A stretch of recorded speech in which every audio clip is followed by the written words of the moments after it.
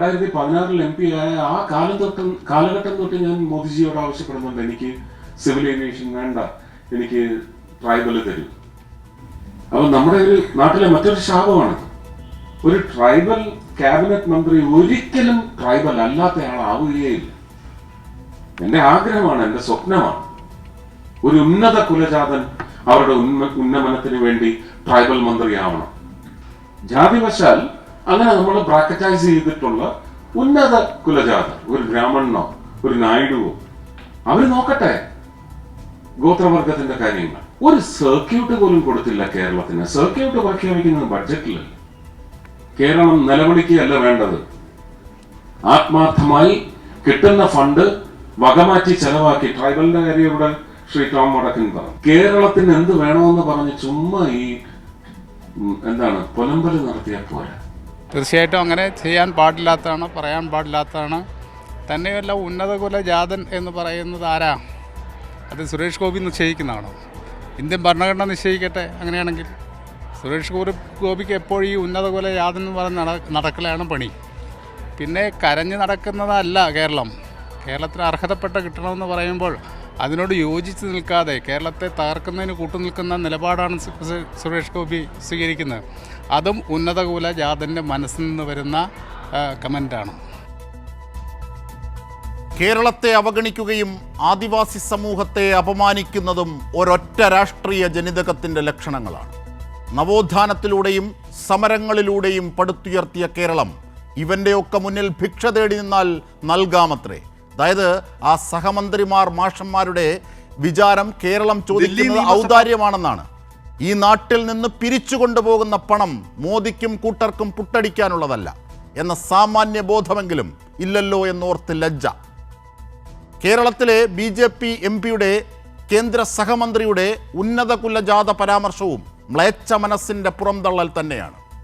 ഈ പറയുന്നവർക്ക് അധികാരമുണ്ടായിരുന്ന പൂർവ്വജനാധിപത്യ കാലത്തെ വിധ്വംസാത്മക ഭരണത്തിൽ പട്ടികജാതിക്കാർക്കും ആദിവാസികൾക്കും പുരോഗതി ഉണ്ടായിരുന്നോ? മുലയൂട്ടാൻ പോലും അവകാശമില്ലാതെ പാടത്ത് പണിയെടുത്ത അമ്മമാരുടെ വിയർപ്പ് വീണ മണ്ണിലെ നെല്ലും കതിരുമല്ലേ ഈ ഏമാന്മാർ മേലനങ്ങാതെ ഉണ്ടുറങ്ങി തടിച്ചത്? പട്ടികജാതി പട്ടികവർഗം എന്നത് നിങ്ങൾ തീർത്ത പീഡനങ്ങളുടെ ബാക്കിപത്രമായ പിന്നോക്കാവസ്ഥ പരിഹരിക്കാനുള്ള ഈ നാടിൻ്റെ സാങ്കേതിക ഭരണക്രമം മാത്രമാണ്. അവർ ആധുനിക ജനാധിപത്യത്തിൻ്റെ ഹൃദയജാതിയും ഹൃദയവർഗവുമാണ്. ഈ നാടിൻ്റെ എല്ലാ പുരോഗതിക്കും ഇന്ന് കാണുന്ന നേട്ടങ്ങളും ഉയർന്നു നിൽക്കുന്ന എല്ലാം തന്നെ അവരുടെ മാംസത്തിലും രക്തത്തിലുമാണ്. നിങ്ങളടക്കം ആർക്കും അവരുടെ വിശുദ്ധിയില്ല. ചൂഷണത്തിൻ്റെ ദുർമേധസ്സില്ലാത്ത ഏക സമൂഹം ഈ അടിസ്ഥാന വർഗം മാത്രമാണ്. ബാക്കിയുള്ളവരൊക്കെ പടുത്തുയർത്തപ്പെട്ട ഈ നല്ല മനുഷ്യരെ ചൂഷണം ചെയ്ത ദുർമേധസ്പേറിയാണ്. അനുസ്മൃതിയുടെ പ്രേതം പേറുന്ന കേരള വിരുദ്ധരും ആദിവാസി വിരുദ്ധരുമായ അവർക്ക് രാഷ്ട്രീയ മറുപടി എന്ത്? നമുക്ക് ചർച്ച ചെയ്യാം. നമ്മുടെ ചർച്ചയെ സമ്പന്നമാക്കുന്ന അതിഥികൾ: എ സമ്പത്ത്, മുൻ MP-യും CPIM നേതാവും; ഡോക്ടർ TS ശ്യാംകുമാർ, സംസ്കൃത പണ്ഡിതനും സാമൂഹ്യ നിരീക്ഷകനും അധ്യാപകനും; M ജയചന്ദ്രൻ, മുതിർന്ന മാധ്യമപ്രവർത്തകൻ; ഒപ്പം വലത് നിരീക്ഷകനും BJP സഹയാത്രികനുമായ ഷാബു പ്രസാദ്. തീർച്ചയായും ചർച്ച തുടരുമ്പോൾ ശ്രീ ഷാബു പ്രസാദിൽ നിന്ന് ആദ്യം. ശ്രീ ഷാബു പ്രസാദ്, താങ്കൾ ശാസ്ത്ര സംബന്ധിയായ കാര്യങ്ങളും അതിൻ്റെ വിവരണങ്ങളും നല്ല രീതിയിൽ പ്രചരിപ്പിക്കുന്ന ആളാണ്, സംശയമില്ല. താങ്കളുടെ ശാസ്ത്രബോധത്തെ കൂടി പ്രതിനിധീകരിച്ച് പറയുമെന്ന പ്രതീക്ഷയിൽ സുരേഷ് ഗോപി പറഞ്ഞത് ശരിയോ? അജിംഷാദെ, നിങ്ങൾ ഇടപെടാതിരിക്കണം എന്നെനിക്കൊരു അപേക്ഷയുണ്ട്. ഇവിടെ നമ്മുടെ നാട്ടിൽ, നമ്മുടെ സമൂഹത്തിൽ ഇപ്പോഴും കുറേയൊക്കെ നമ്മൾ മുന്നേറിയിട്ടുണ്ട് എങ്കിൽ പോലും ഈ ഉച്ചനീചത്വവും ജാതീയതയും ഒക്കെ ഇപ്പോഴും ഉണ്ട്.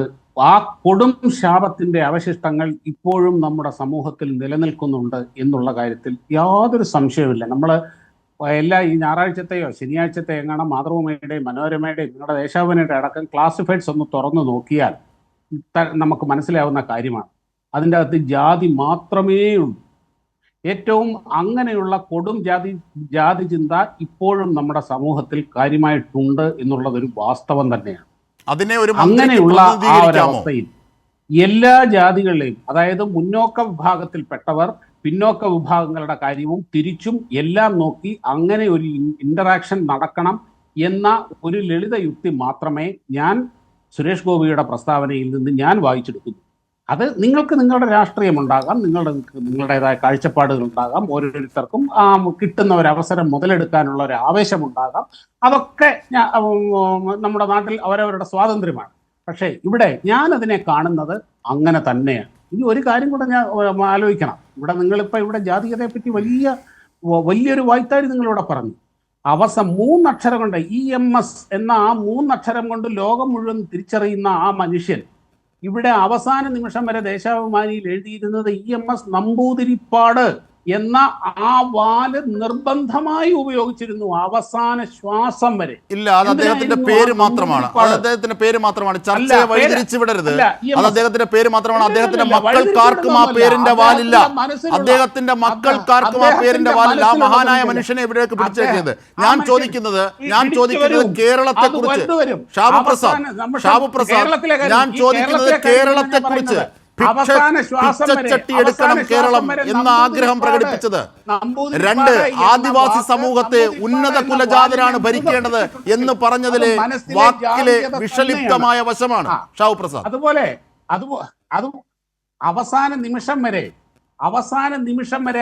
ശ്വാസം വരെ ആ നമ്പൂതിരിപ്പാട് എന്ന വാലിനോട് അദ്ദേഹത്തിന് അദമ്യമായ ആ പ്രണയം ഉണ്ടായിരുന്നുവെങ്കിൽ അത് മനസ്സിലെ ആ കൊടും ജാതീയതയുടെ തെളിവ് തന്നെയാണ്. ഇത് സംശയവുമില്ല. ഇത് ദുഷ്ടത്തരമാണ്. കാരണം ആദിവാസി സമൂഹത്തെയും കേരളത്തെയും ആക്ഷേപിച്ച കേന്ദ്ര സഹമന്ത്രിമാർ അത് BJP പ്രതിനിധികളായതുകൊണ്ട് മാത്രം നിങ്ങൾ വിഷലിപ്തമായ ചിന്ത വീണ്ടും കലർത്തുകയാണ്. സുരേഷ് ഗോപി പറഞ്ഞത് തെറ്റോ ശരിയോ? സുരേഷ് ഗോപി പറഞ്ഞത് തെറ്റോ ശരിയോ? കേരളത്തെ കുറിച്ചും ആദിവാസി സമൂഹത്തെ കുറിച്ചും ജോർജ് കുര്യൻ പറഞ്ഞത് കേരളത്തെ കുറിച്ച് പറഞ്ഞു. താങ്കൾ ഒരു മലയാളിയല്ലേ? ഇനിയും അടുത്ത ബജറ്റിലേക്ക് വരാം. സുരേഷ് ഗോപിയുടെ പ്രസ്താവനയെ പറ്റിയുള്ള കാര്യം ഞാൻ ആദ്യമേ പറഞ്ഞു. ഞാൻ വേണമെങ്കിൽ മറ്റൊരു ചിത്രം കൂടെ കാണിച്ചു തരാം. ആദിവാസികളെയും അല്ലെങ്കിൽ പാവപ്പെട്ട മനുഷ്യരെ താഴെ ഇരുത്തിക്കൊണ്ടൊരു നേതാവ് മേളിൽ ഇരുന്ന് ഭക്ഷണം കഴിക്കുന്ന ചിത്രമാണിത്. AK ഗോപാലൻ. അതും കൂടെ ഉണ്ട്. ഇതും ജാതീയതയുടെ ഈ നാടിന് മുമ്പിലാണ്. കാരണം ഈ മനുഷ്യരെയൊക്കെ ചേർത്ത് പിടിച്ച് അവരെ ക്ഷേത്രവിശ്വാസി അല്ലാതിരുന്നിട്ട് പോലും ക്ഷേത്ര പ്രവേശനത്തിനായി ഈ മനുഷ്യരുമായി ചേർന്ന് നിന്ന മനുഷ്യരെയാണ് താങ്കൾ ഇങ്ങനെ പറയുന്നത്. ഇത് അച്ഛനെയും അമ്മയെയും കൊന്നിട്ട് ആ കൊലപാതകി വന്ന് ഞാൻ അനാഥനാണ് എന്ന് പറയുന്നത് പോലെ അപഹാസ്യമാണ്.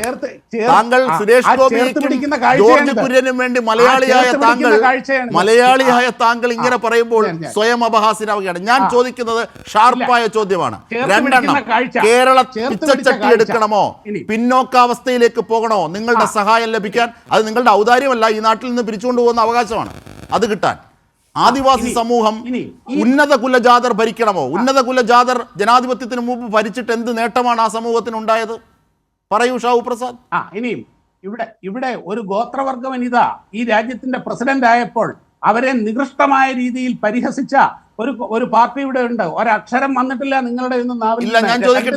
ഞാൻ ചോദിക്കട്ടെ അതിനേക്കാൾ ഗൗരവമല്ലേ ഇത്? രാഷ്ട്രപതി ദ്രൗപദി മുർമു അടക്കം രാഷ്ട്രപതി. ഞാൻ ചോദിക്കുന്നത് അത് തന്നെയാണ് ഷാബു പ്രസാദ്. പാവം തളർന്നു പോയി. അല്ല ഷാബു പ്രസാദ്, പാവം തളർന്നു പോയി. രാഷ്ട്രപതിയെ പരിഹസിക്കുന്നത് പാവം തളർന്നു പോയി എന്ന് പറയുന്നതിനേക്കാൾ ക്രൂരമല്ലേ ആദിവാസി ഭരിക്കപ്പെടേണ്ടവനാണ് ഉന്നത കുലജാതരാൾ എന്ന് പറയുന്നത്? സുരേഷ് ഗോപിക്കെതിരെ എന്താണ് മോദി ചെയ്തത്? മോദി എന്ത് സുരേഷ് ഗോപിക്കെതിരെ തിരുത്താവശ്യപ്പെട്ടു? അങ്ങനെ തിരുത്താവശ്യപ്പെടണ്ടേ? അങ്ങനെയാണെങ്കിൽ ഷാബു പ്രസാദ് പറയൂ. ഒരു ആദിവാസി സ്ത്രീ പ്രസിഡന്റ് ആയിരിക്കാൻ അർഹതയില്ല. അവരാണ് അത് പറഞ്ഞത് ആരാണ്? അത് പറഞ്ഞത് ആരാണ്? അത് പറഞ്ഞത് സുരേഷ് ഗോപിയല്ലേ? അത് പറഞ്ഞത് സുരേഷ് ഗോപിയല്ലേ? അത് പറഞ്ഞത് നികൃഷ്ട ചിന്ത സുരേഷ് ഗോപിയുടേതല്ലേ ഷാബു പ്രസാദ്? അത് പറഞ്ഞത് സുരേഷ് ഗോപിയുടേതല്ലേ? ഭരിക്കപ്പെടേണ്ടവരാണ്, ഉന്നത കുലജാതരാൽ ഭരിക്കപ്പെടേണ്ടതാണ് എന്ന് പറഞ്ഞതല്ലേ? അതിന്റെ അർത്ഥം അത് രാഷ്ട്രപതി ദ്രൗപദി മുർമുവിനെതിരല്ലേ? അല്ല, അതേപോലെ തന്നെ സുരേഷ് ഗോപി അതേ വാചകത്തിൽ പറഞ്ഞിട്ടുണ്ട്, ഉന്നത കുലജാതർ ഇവരാലും ഭരിക്കപ്പെടേണ്ടവരാണ് എന്നും പറഞ്ഞിട്ടുണ്ട്. അങ്ങനെ പറഞ്ഞിട്ടില്ല. ആര് പറഞ്ഞില്ല? ആരാണ് ഈ ഉന്നത കുലജാതർ?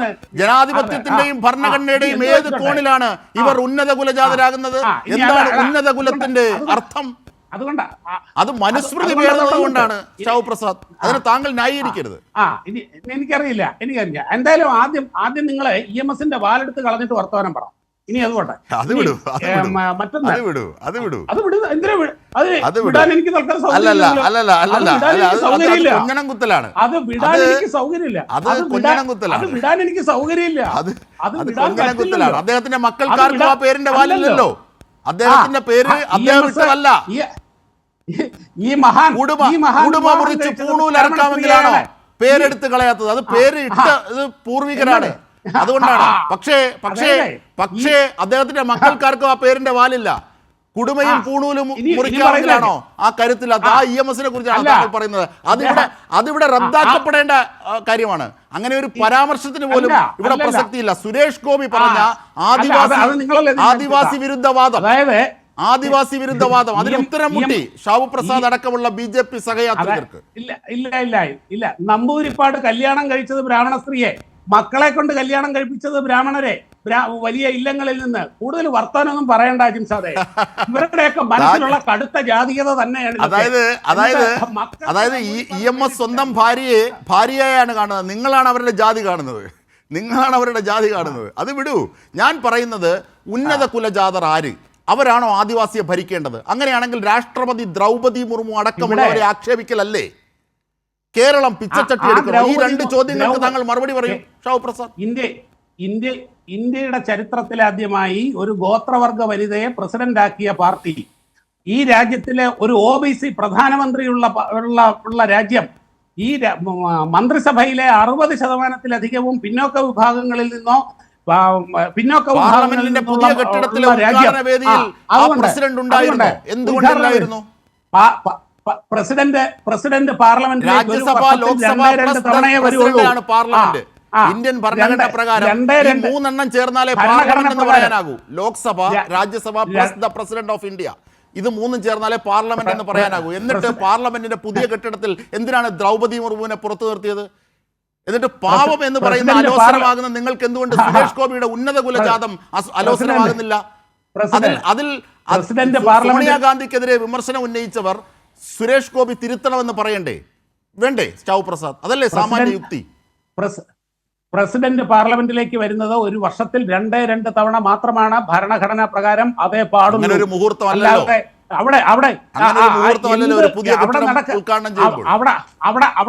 അവിടെ നാടിനീളം നടക്കുന്ന എന്ത് കാര്യത്തിനും പ്രസിഡന്റിനെ കൊണ്ടു നടക്കുക. അങ്ങനെ ഒരു പദവി അല്ല പ്രസിഡന്റിന്റെ. പാർലമെന്റിന്റെ നടുവിലേക്ക് പോകുന്ന ആരും ഉണ്ടായിട്ടില്ലല്ലോ. മോദി ഉണ്ടായിരുന്നല്ലോ. എന്തുകൊണ്ട് പ്രസിഡന്റ് എന്തിലും ദ്രൗപദി മുർമുവിനെ പ്രസിഡന്റ് ആക്കിയത് നിങ്ങളാരും അല്ലല്ലോ. നിങ്ങളവർക്ക് എതിരെ വോട്ട് ചെയ്തിട്ടല്ലേ ഉള്ളൂ. ആ പ്രസിഡന്റ് ആക്കി BJPക്ക് അവരെ പ്രസിഡന്റ് കൊടുക്കാനും അറിയാം. അത് നിങ്ങളുടെ മനോവൈകൃതത്തിനനുസരിച്ച് അതൊന്നും അല്ലല്ലോ കാര്യം. KR നാരായണൻ അത് കാര്യമാണ്. KR നാരായണൻ പ്രസിഡന്റ് ആയത് കാര്യമാണ്. രാംനാഥ് കോവിന്ദ് പ്രസിഡന്റ് കാര്യമാണ്. APJ അബ്ദുൽ കലാം പ്രസിഡന്റ് ആയത് കാര്യമാണ്. ദ്രൗപദി മുർമു പ്രസിഡന്റ് ആയത് കാര്യമാണ്. നിങ്ങൾക്ക് കാര്യമല്ല. കാരണം നിങ്ങളുടെ ഉള്ളിൽ കിടക്കുന്ന ദുഷ്ടത, നിങ്ങളുടെ ഉള്ളിൽ കിടക്കുന്ന ജാതീയത. അപ്പോ സുരേഷ് ഗോപിയെയും ജോർജ് കുര്യനെയും ഒക്കെ കേരള വിരുദ്ധതയും ആദിവാസി വിരുദ്ധതയും പറഞ്ഞത് നിങ്ങൾ മനഃപൂർവ്വം വെള്ളപൂശുകയാണ്. നിങ്ങൾക്കപ്പോ ആ ബോധം ഉണ്ട്. മോദി ആ കേന്ദ്ര സഹമന്ത്രിയോട് തിരുത്താൻ പറയണ്ടേ? നിങ്ങൾ ചെയ്ത പ്രവർത്തികൾ ആത്മാർത്ഥമാണെങ്കിൽ. ഒരു പ്രസംഗമധ്യേ അദ്ദേഹം പറഞ്ഞു, അദ്ദേഹം വളരെ പ്രാസം ഒപ്പിച്ച് ചില കാര്യങ്ങൾ പറഞ്ഞു. അതിനെ ഈ രീതിയിൽ വളരെ ഇങ്ങനെ വളച്ചൊടിക്കാനും അതിനൊക്കെയുള്ള അഭിപ്രായ സ്വാതന്ത്ര്യം നിങ്ങൾക്കുണ്ട്. അതിനെ ഞാൻ ബഹുമാനിക്കുന്നു. അങ്ങനെ പല മാനങ്ങളിലേക്ക് അത് പോയപ്പോൾ എന്നാ വേണ്ട വിട്ടേക്ക് എന്ന് അദ്ദേഹം പറഞ്ഞു. അത്രേ ഉള്ളൂ സംഭവം.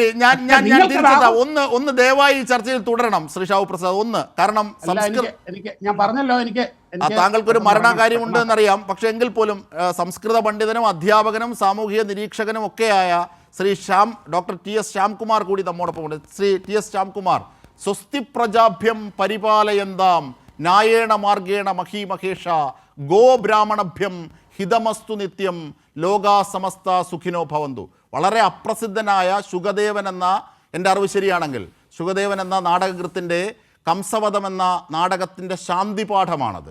എന്നിട്ടും വേദങ്ങളും ഉപനിഷത്തുകളും ഒന്നും അല്ലാഞ്ഞിട്ടും വസുദൈവ കുടുംബകം വേദങ്ങളിൽ പെടുന്നതാണ്. പക്ഷേ അത് ഞാൻ നേരത്തെ പറഞ്ഞത് ഒരിക്കലും ഈ വേദങ്ങളിലോ ഉപനിഷത്തിലോ പെടാത്തിട്ട് പോലും അത് രാം മന്ദിർ സൃഷ്ടിച്ച ഘട്ടത്തിലടക്കം, രാം മന്ദിർ നിർമ്മാണത്തിലടക്കം യാഗങ്ങളിൽ അത് ചൊല്ലാറുണ്ട്. അതായത് മോദി ഇരിക്കുമ്പോൾ തന്നെ.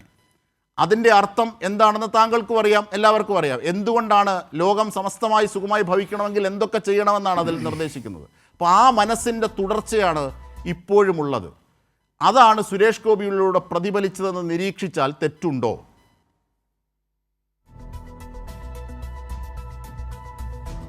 അത് വളരെ ശരിയായൊരു നിരീക്ഷണമാണ്. കാരണം ഈ ഉന്നതകുല ജാതത്വം എന്ന് പറയുന്ന സങ്കല്പം ഉണ്ടല്ലോ, ഉന്നതകുല ജാതൻ എന്ന് പറയുന്ന സങ്കല്പം, അത് സമ്പൂർണ്ണമായി ജനാധിപത്യ വിരുദ്ധമായൊരു സങ്കല്പമാണ്. നോക്കൂ, നമ്മൾ ഇന്ത്യയിലെ ഇതിഹാസ പുരാണങ്ങളും മനുസ്മൃതിയും യാജ്ഞവൽക്യ സ്മൃതിയും ഇത്തരം സ്മൃതി ഗ്രന്ഥങ്ങളൊക്കെ എടുത്ത് പരിശോധിച്ചാൽ ഉന്നത കുലജാതരായിട്ടുള്ള ആളുകൾ വേണം ഭരിക്കാൻ എന്ന് പറയുന്ന പ്രമാണ വചനങ്ങൾ നമുക്ക് കാണാം. അർത്ഥശാസ്ത്രത്തിൽ തന്നെ ആരാണ് രാജ്യം ഭരിക്കേണ്ടത്? അത് ഉന്നത കുലജാതരാണ്, സവർണരാണ് എന്ന് വളരെ വ്യക്തമായിട്ട് അർത്ഥശാസ്ത്രം മുതലായ ഗ്രന്ഥങ്ങളിൽ കാണാം. വാൽമീകി രാമായണം എന്ന് പറയുന്ന ഗ്രന്ഥത്തിൽ, വാൽമീകി രാമായണത്തിൽ രാമരാജ്യം എന്ന് പറയുന്ന സങ്കല്പത്തെ സംബന്ധിച്ച് വിശദീകരിക്കുമ്പോൾ ക്ഷത്രിയരായ ഉന്നത ഭരണകർത്താക്കളാണ് രാജ്യം ഭരിക്കേണ്ടതെന്നും ശൂദ്രരെന്ന് പറയുന്ന ആൾക്കാർ സമ്പൂർണമായി പാദസേവ ചെയ്ത് ബ്രാഹ്മണ്യരുടെ പാദസേവ ചെയ്ത് ജീവിതം കഴിക്കേണ്ടവരാണെന്നുള്ള പരാമർശം വാൽമീകി രാമായണത്തിൽ നമുക്ക് കാണാം. അതുപോലെ മഹാഭാരതമൊക്കെ പരിശോധിച്ചാൽ നല്ല ഭരണമെന്ന് പറയുന്നത് എന്താണ്?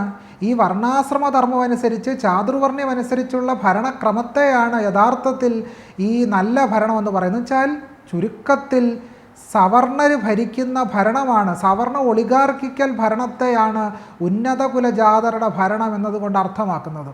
ഇന്ത്യയിൽ നിന്ന് ബ്രിട്ടീഷുകാർ പോയ സമയത്ത് ഡോക്ടർ ബി ആർ അംബേദ്കർ വളരെയധികം ആകുലപ്പെട്ടു. അദ്ദേഹത്തിൻ്റെ ആകുലത എന്ന് പറയുന്നത് ഇന്ത്യയിൽ നിന്ന് ബ്രിട്ടീഷുകാർ പോകുമ്പോൾ ഇന്ത്യയുടെ ഭരണം ഇന്ന് സുരേഷ് ഗോപി പറഞ്ഞതുപോലെ ഉന്നത കുലജാതരുടെ ഒരു ഭരണക്രമമായിട്ടത് മാറും എന്നാണ് ഡോക്ടർ ബി ആർ അംബേദ്കർ ഭയപ്പെട്ടത്. എന്ന് വെച്ചാൽ ഉന്നത കുലജാതത്വം എന്ന് പറയുന്ന സങ്കല്പം ഇന്ത്യൻ ഭരണഘടന മുന്നോട്ട് വെക്കുന്ന തുല്യ പൗരത്വം എന്ന് പറയുന്ന ആശയത്തിൻ്റെ സമ്പൂർണ്ണമായ എതിർസ്ഥാനത്താണ്. നോക്കൂ, എന്താണ് ഇന്ത്യൻ ഭരണഘടന അടിസ്ഥാനപരമായ മൂല്യം? എന്താണ്? സ്വാതന്ത്ര്യം, സമത്വം, സാഹോദര്യം. ഇതാണ് ഇന്ത്യൻ ഭരണഘടനയുടെ അടിസ്ഥാനപരമായ മൂല്യമെന്ന് ഇന്ത്യൻ ഭരണഘടനയുടെ ആമുഖം വായിച്ചു നോക്കുന്ന ആർക്കും മനസ്സിലാകും. ആ സമത്വം എന്ന് പറയുന്ന ആശയം ഉണ്ടല്ലോ, ആ സമത്വത്തിൽ എന്തില്ല? ഉന്നത കുലജാതൻ ഇല്ല, എല്ലാവരും തുല്യരാണ്. തന്നെയല്ല, ഇവിടെ ഒരാളെ ഉന്നത കുലജാതനായിട്ട് കാണുമ്പോൾ അതിൻ്റെ എതിർസ്ഥാനത്ത് അധമജന്മാക്കളായി കാണുന്ന ഇന്ത്യൻ ബ്രാഹ്മണ്യം സ്ഥാനപ്പെടുത്തുന്ന ധാരാളം ആളുകളുണ്ട്.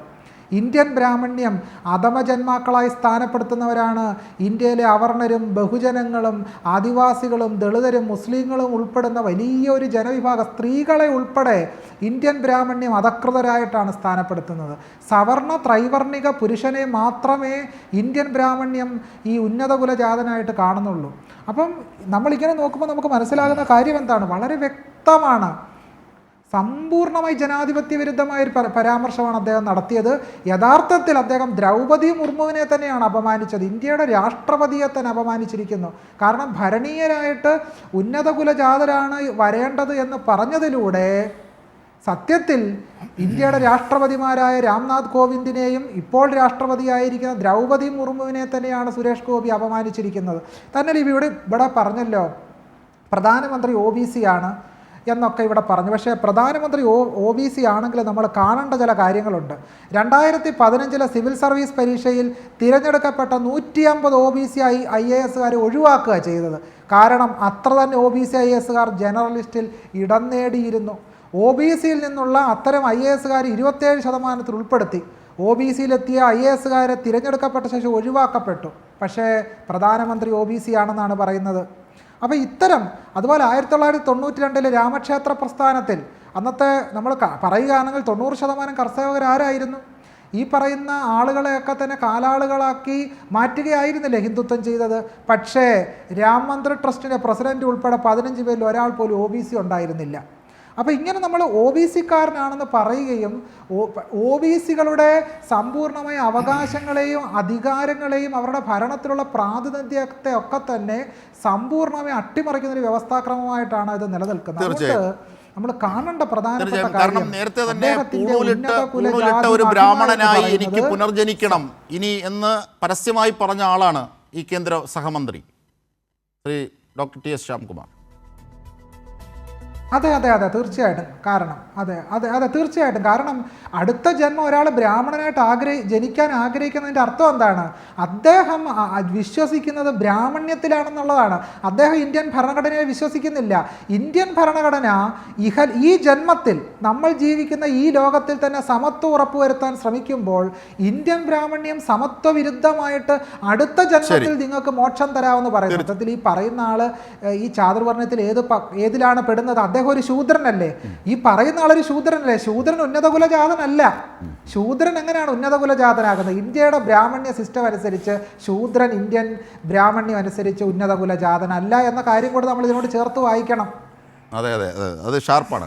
ഞാൻ തിരിച്ചെത്താം. ഞാൻ ഷാവു പ്രസാദിലേക്ക് തന്നെ തിരിച്ചെത്താം. ഞാൻ ഡോക്ടർ എ സമ്പത്ത് മുൻ എം പിയിലേക്ക് കൂടി ഒന്ന് പോകുന്നു. ശ്രീ സമ്പത്ത്, ഇവിടെ സാമൂഹ്യ സംബന്ധിയായ ഒരു വിഷയമാണ് അടരായി എടുത്തു വിമർശിച്ചത്. അതിൽ മറ്റൊന്ന് പ്രധാനപ്പെട്ടതാണ് സുരേഷ് ഗോപിയും ജോർജ് കുര്യൻ ഇന്നലെ പറഞ്ഞതും. അതായത് കേരളം പിന്നോക്കമാണ് എന്ന് സ്വയം പറയൂ, പ്രഖ്യാപിക്കൂ, തങ്ങൾ സഹായം തരാമത്രേ. എന്താണ് ആ വാക്കുകളുടെ രാഷ്ട്രീയ ജനിതകം?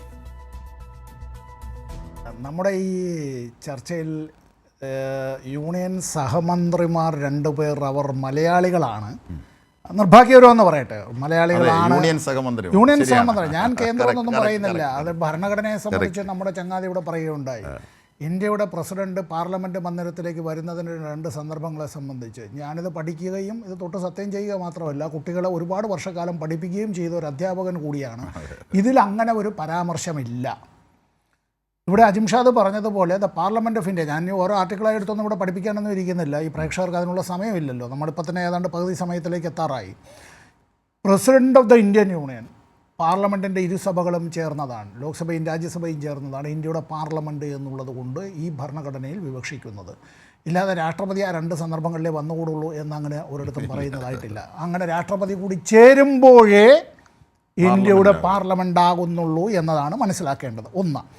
രണ്ടാമത്തെ കാര്യം, ഇവിടെ ഈ 2 ചങ്ങാതിമാർ BJPയുടെ നേതാക്കൾ ഇത്തരത്തിൽ സ്വന്തം മാതൃഭൂമിയെ, കേരളത്തെ തന്നെ അപമാനിക്കുകയും കേരളീയരെ അടച്ചാക്ഷേപിക്കുകയും ചെയ്യുന്നതിലുള്ള വർത്തമാനം നടത്തിയത് വെറുതെയാണ് എന്നും അത് ഇങ്ങനെ നമ്മളിങ്ങനെ പറയുമല്ലോ, ഈ സ്ലിപ്പ് ഓഫ് ദ ടങ് എന്നുള്ളത്, it is not a slip of the tongue, it is only the tip of the iceberg എന്നുള്ളതാണ് ഞാൻ പറയുന്നത്. മഞ്ഞുമലയുടെ അറ്റം മാത്രമാണ്. എന്തുകൊണ്ട് ഈ തീ ആളിപ്പടരുമ്പോൾ, കാട്ടുതീ ആളിപ്പടരുകയൊക്കെ ചെയ്യുമ്പോഴത്തേക്ക് ഈ ഫയർ ഫൈറ്റേഴ്സ് ചെയ്യുന്നൊരു കാര്യമുണ്ട്. ഇപ്പുറത്ത് പച്ചപ്പുള്ളെടുത്ത് തീയിട്ട് ആ തീ കൊണ്ട് മറ്റേ തീയെ തടയുക എന്നുള്ളത്. ഇവിടെ കേരളത്തോട് കാണിച്ചത് ഏറ്റവും നിന്ദ്യമായ നെറികേടാണ് എന്നുള്ളത്. എന്ന് മാത്രമല്ല, നിരവധി തെക്കേ ഇന്ത്യൻ സംസ്ഥാനങ്ങളോട് പൊതുവിൽ കാണിച്ചതും ശരിയല്ല എന്നുള്ളത്. ഇവിടെ തമിഴ്നാട്ടിലെ ഒരു ബഹുമാന്യായ MP, വനിതാ MP സൂചിപ്പിച്ചതുപോലെ എൻ്റെ പാർലമെൻ്ററി ജീവിതകാലത്തെ ചരിത്രത്തിൽ ആദ്യമായി ലോക്സഭയിൽ ബീഹാറിൻ്റെ ബഡ്ജറ്റ് അവതരിപ്പിക്കുന്നത് കാണാനിടയായി എന്നുള്ള നിലയിലേക്ക്. ഏതെങ്കിലും സംസ്ഥാനത്തിൻ്റെ പേര് പറയുന്നതിനൊന്നും ഞാനെതിരല്ല. നമ്മളുൾപ്പെടെ 28 സംസ്ഥാനങ്ങളും കേന്ദ്രഭരണ പ്രദേശങ്ങളും ചേർന്നതാണ് ഇന്ത്യൻ യൂണിയൻ എന്നുള്ളത്. അപ്പോൾ ഇവിടെ അജിംഷാദ് ചോദിച്ച ചോദ്യത്തിന് നമ്മുടെ ചങ്ങാതി ഷാബു പ്രസാദ് വല്ലാതെ ഇവിടെ ഈ വെപ്രാളപ്പെടുകയുണ്ട്. അതിൽ നിന്ന് ഞാനൊരു കാര്യം മനസ്സിലാക്കിയതെന്ന് പറഞ്ഞാൽ, ഈ കുന്തത്തിൻ്റെ മുന കൃത്യമായി കൊള്ളേണ്ടടുത്ത് കൊള്ളുമ്പോഴാണ് വന്യമൃഗം വല്ലാതെ പിടയുന്നത് എന്നൊരു ചൊല്ലുണ്ട്. അതിൻ്റെ സംസ്കൃത പേരെനിക്കറിയില്ല. അപ്പോൾ ഇവിടെ ഈ കാര്യത്തെ സംബന്ധിച്ച് ഞാനിത് പറയാൻ കാരണം ഗാന്ധി എന്നതൊരു ജാതിപ്പേരാണോ അല്ലയോ? ഗാന്ധിയെ ചെറുതായി വെടിവെച്ചു എന്ന് പറഞ്ഞതുപോലെ ഇത്ര ഗാന്ധി എന്നുള്ളത് ജാതിപ്പേരാണോ അല്ലയോ? ശ്രീ ഷാവു പ്രസാദിനോടാണോ? അതെ, അദ്ദേഹം തന്നെ പറയട്ടെ. ശ്രീ ഷാവു പ്രസാദ് പറയൂ. ഗാന്ധി എന്നത് എൻ്റെ അറിവിൽ ഇവിടെ ഗുജറാത്തിലെ ഒരു ബനിയ സമുദായത്തിന്റെ പേരാണ് ഗാന്ധി. അത് മതി, അത്രയും മതി. അത് കിട്ടാൻ വേണ്ടിയാണ് ഞാൻ ഈ എടുത്തത്. അതുകൊണ്ടാണല്ലോ അവരുടെ നേതാവ് പറഞ്ഞത് ഇത് കൗശലക്കാരനായ ബനിയയുടെ കുതന്ത്രമായിരുന്നു എന്നുള്ള നിലയിലേക്ക് ഇന്ത്യയിൽ അദ്ദേഹത്തിന്റെ പ്രസംഗം. ഇനി ആ പേര് ആരാണ് പറഞ്ഞതെന്നുള്ളതിനെ പറ്റി ഞാൻ കൂടുതൽ പറയേണ്ടതായിട്ടില്ല. ഈ രാമസ്വാമി നായ്ക്കർ എന്നുള്ളത്, നായ്ക്കർ ഒരു ജാതിപ്പേരാണോ അല്ലയോ? പെരിയോർ എന്ന് നമ്മൾ വിളിക്കുന്നു, വൈക്കം വീരൻ എന്ന് വിളിക്കുന്നു, ആണോ അല്ലയോ? ആളുകൾ പണ്ട് അങ്ങനെ രക്ഷകർത്താക്കൾ ഇട്ടുകൊടുത്ത പേര് മുറിച്ചില്ല എന്നുള്ളത് ഒരു ഞാൻ വലിയ ഇറങ്ങട്ടെ. തെറ്റായി കാണുന്നു. എനിക്ക് തോമസ് എത്രയും- ഡൊമിനിക് മാത്യു എന്നുള്ളൊരു പേര് അത്തരത്തിൽ വരുമ്പോൾ നിങ്ങൾ ഈ പേരെന്തിനു ഉപയോഗിക്കുന്നു? പേര് ഞങ്ങൾ തീരുമാനിക്കും എന്നതാണ് ഇവിടെ സംഘപരിവാർ പറയുക. ഞങ്ങൾ പറയുന്ന പേര് നിങ്ങൾ സ്വീകരിക്കുക എന്നുള്ളത്. ഇത് പറയുമ്പോൾ ശ്യാമപ്രസാദിനെ പോലുള്ളവർ ശ്രീനാരായണ ഗുരുദേവൻ സംഘടിപ്പിച്ചതായിട്ടുള്ള സർവമത സമ്മേളനത്തിൻ്റെ ശതാബ്ദി വർഷത്തിൽ തന്നെ അതും ശ്രീനാരായണ ഗുരുവിനെ അടക്കം തട്ടിക്കൊണ്ടു പോകാനായി വല്ലാതെ പരിശ്രമിക്കുന്ന സംഘപരിവാർ നടത്തുന്നതായിട്ടുള്ള ഉന്നത കുലജാതനെ കുറിച്ച് പറയുന്നു അല്ലേ? ആരാ രാമായണം എഴുതിയത്? ഒന്ന് പറഞ്ഞേ ഷാബു, ആരാ ഈ മഹാഭാരതം എഴുതിയത്? അസ്പൃശ്യരായി അവർണരായി മാറ്റി നിർത്തപ്പെട്ടവർ അവർ അത്തരത്തിൽ രചിച്ചതായ കാര്യങ്ങളെല്ലാം തട്ടിക്കൊണ്ടു പോകാനായി കുറേ ആളുകൾ അത്തരത്തിൽ എന്നെല്ലാം അതെല്ലാം വെച്ചിട്ട് ഈ മഹാഭാരതത്തിൻ്റെ കൂടി ഭാഗവതമൊക്കെ നമ്മൾ പറയുമ്പോഴേ ആരെയൊക്കെ മാറ്റി നിർത്തിയത്? ആരെയൊക്കെ എത്ര അടിയാണ് മാറ്റി നിർത്തിയത്? ഈ കേരളത്തിൽ പോലും ഉത്തരേന്ത്യയിൽ അപ്പോൾ എത്ര അടി മാറ്റി നിർത്തി?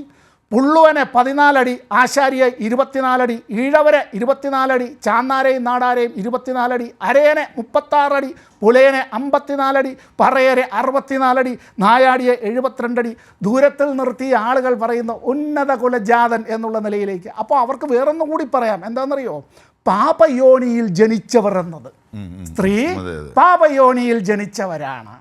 മറ്റു പിന്നോക്ക വിഭാഗങ്ങളിൽപ്പെട്ടവരും ഈഴവരാതി മറ്റുള്ളവരെല്ലാം എന്തിനേറെ പറയുന്നു ശൂദ്രൻ ഉൾപ്പെടെ പാപയോനിയിൽ ജനിച്ചവരാണ് അല്ലേ? അപ്പോൾ കൊണ്ടുവരുന്നത് എങ്ങനെയാണ്? ഇവിടെ വാസ്തവത്തിൽ എന്തിനെന്നറിയോ ഈ പറയുന്ന രണ്ട് ചങ്ങാതിമാർ ഈ ഒരു വർത്തമാനം എടുത്തിട്ടത്?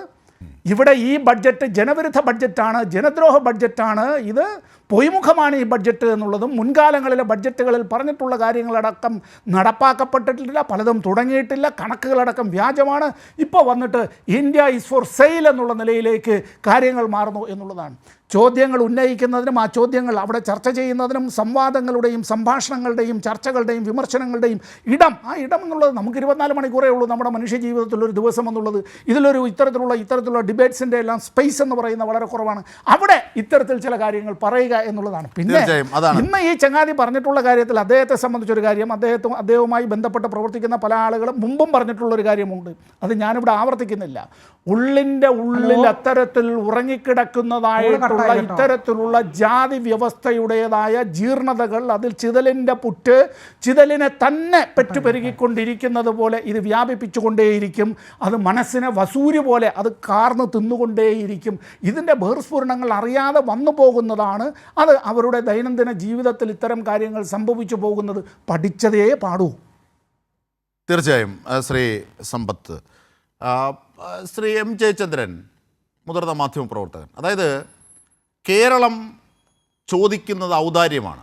ഇപ്പോൾ 24,000 കോടിയുടെ പാക്കേജ് കേരളം ചോദിക്കുന്നതിൽ വേർതിരിച്ച് കൃത്യമായുണ്ട്, എല്ലാ കണക്കുകളുമുണ്ട് സമഗ്രമായി. അപ്പോൾ അത് കേരളത്തിൻ്റെതായ കുറ്റം കൊണ്ടാണ് ലഭിക്കാത്തത് എന്ന് പറഞ്ഞു വെക്കുന്നു. കേരളത്തിന് എന്തുകൊണ്ടാണ് തരാത്തത്? അത് നിങ്ങൾ പിന്നോക്കമാണെന്ന് സ്വയം അംഗീകരിക്കൂ, പറയൂ. അതിൻ്റെ അർത്ഥം നിങ്ങൾ BJPക്കും കേന്ദ്ര സർക്കാരിനും കീഴടങ്ങും. അങ്ങനെ കീഴടങ്ങാതെ നിന്നാൽ നിങ്ങൾക്ക് തരില്ല എന്ന വേട്ടക്കാരൻ്റെ ശബ്ദമാണ്. അത് ഇവിടുത്തെ ഇടതുപക്ഷം അടക്കം മുമ്പോട്ട് വെക്കുന്ന കാരണങ്ങളാണ്, അല്ലെങ്കിൽ കാര്യങ്ങളാണ് അടിവരയിട്ട് സ്ഥിരീകരിക്കുന്നത്. അവിടെ കോൺഗ്രസിൻ്റെ നിലപാട് എന്ത് എന്നതാണ് പ്രസക്തമാകുന്നത്. പക്ഷേ ഈ ബജറ്റ് വന്നപ്പോൾ കേരളത്തെ അവഗണിച്ചു എന്ന ഇടതുപക്ഷ സർക്കാരിൻ്റെയും കേരളത്തിൻ്റെയും ഒക്കെ വാദം UDFൻ്റെ വിവിധ അംഗങ്ങൾ പറയുകയും ചെയ്തു, സമ്മതിക്കുകയും ചെയ്തു. പക്ഷേ ഇവരാരും ഇത് രാഷ്ട്രീയമായി കേരളത്തെ ഒതുക്കാൻ, കേരളത്തെ നശിപ്പിക്കാനുള്ള നീക്കമാണെന്ന് ഇടതുപക്ഷവും സർക്കാരും പറയുന്ന ഘട്ടത്തിലൊക്കെ മൗനം പാലിച്ചവരാണ്. ശ്രീ എം ജയചന്ദ്രൻ. അജിംഷാവെ, ഈ രണ്ട് മന്ത്രിമാരുടെ വിഷയത്തിലും അതാണല്ലോ നമ്മുടെ ചർച്ചാ വിഷയം. അവരുടെ അടിസ്ഥാന പ്രശ്നം എന്ന് പറഞ്ഞാൽ കേന്ദ്ര ബജറ്റിൽ കേരളത്തെ അവഗണിച്ചു എന്നുള്ളതാണ് കേരളത്തിന്റെ ഒറ്റക്കെട്ടായുള്ള പൊതുവികാരം. BJP നേതാക്കൾക്ക് ഇതുവരെ മിണ്ടാട്ടമില്ലല്ലോ ഇക്കാര്യത്തിലൊന്നും. അപ്പോൾ അതിനെന്തെങ്കിലും പുതിയൊരു വിവാദം രൂപപ്പെടുത്തി അതിലേക്ക് ശ്രദ്ധ തിരിക്കണം എന്നുള്ള ഒരു കുടില തന്ത്രം, അതാണ് ആദ്യം ജോർജ് കുര്യനും പിന്നെ സുരേഷ് ഗോപിയും പയറ്റിക്കൊണ്ടിരിക്കുന്നത്. പക്ഷേ മനസ്സിലാക്കേണ്ട പ്രധാനപ്പെട്ട കാര്യം, രണ്ടുപേരും സുരേഷ് ഗോപി ആണെങ്കിലും ജോർജ് കുര്യനാണെങ്കിലും മനസ്സിലാക്കാനിട്ടല്ലോ, ഉൾക്കൊള്ളേണ്ട പ്രധാനപ്പെട്ട കാര്യം ഈ നമ്മൾ പാർലമെന്ററി വ്യവസ്ഥ ഭരണഘടനാപരമായി ഉൾക്കൊണ്ട രാഷ്ട്രമാണ് പിന്നെ ഇന്ത്യ എന്ന രാഷ്ട്രം. നമ്മൾ ഭരണഘടനാപരമായി തന്നെ പാർലമെന്റ് ജനാധിപത്യ വ്യവസ്ഥയാണ് അംഗീകരിച്ചിട്ടുള്ളത്. അതനുസരിച്ച് വർത്തമാനം പറയാനും ഭരണം നടത്താനും തിരഞ്ഞെടുക്കപ്പെട്ടവരാണ് ഈ ഭരണാധികാരികൾ എന്ന് പറയുന്നവർ. അപ്പൊ ഇപ്പൊ സുരേഷ് ഗോപി പറയുന്നത് രാജ്യവിരുദ്ധം മാത്രമല്ല, ഭരണഘടനാ വിരുദ്ധം മാത്രമല്ല, സത്യപ്രതിജ്ഞ